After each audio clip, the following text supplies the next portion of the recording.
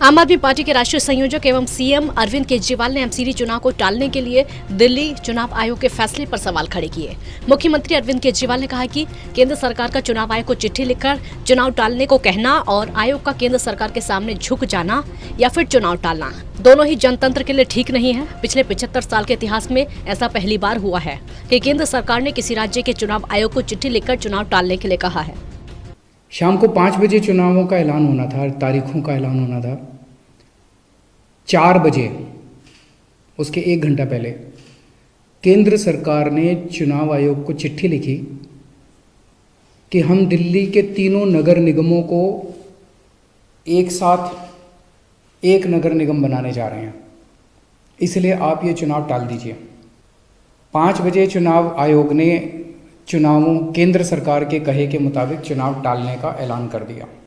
शायद भारत के इतिहास में पिछले 75 साल में आज़ादी के बाद से पहली बार ऐसा हुआ होगा कि केंद्र सरकार ने सीधे किसी राज्य के चुनाव आयोग को चिट्ठी लिख के चुनाव टालने के लिए कहा है। वहीं दिल्ली के मुख्यमंत्री अरविंद केजरीवाल ने बताया कि 75 साल के इतिहास में पहली बार हुआ है कि केंद्र सरकार ने किसी राज्य के चुनाव आयोग को चिट्ठी लिखकर चुनाव टालने के लिए कहा है। तीनों एनसीडी को एक करना तो एक बहाना है, असली मकसद तो चुनाव टालना है। आम आदमी पार्टी की जबरदस्त लहर है जिसमें भाजपा हार जाएगी।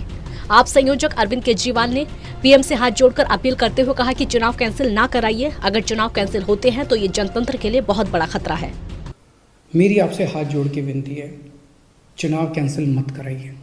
अगर चुनाव कैंसिल होते हैं ये जनतंत्र के लिए बहुत बड़ा खतरा है।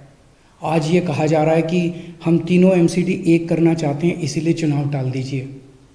कल को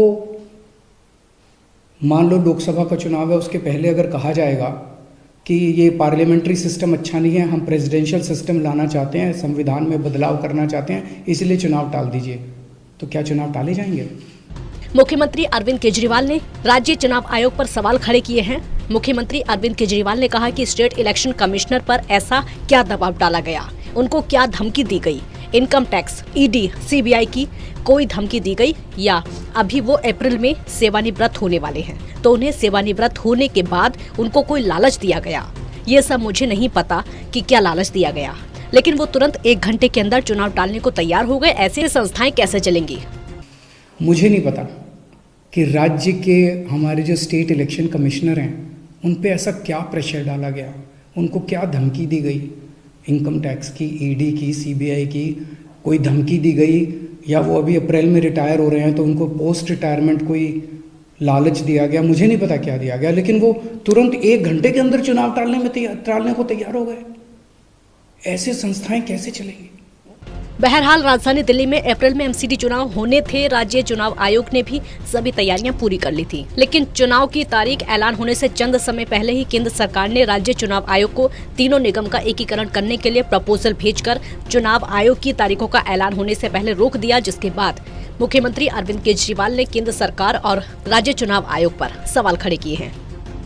दिल्ली से टोटल न्यूज के लिए देवेश कुमार की रिपोर्ट।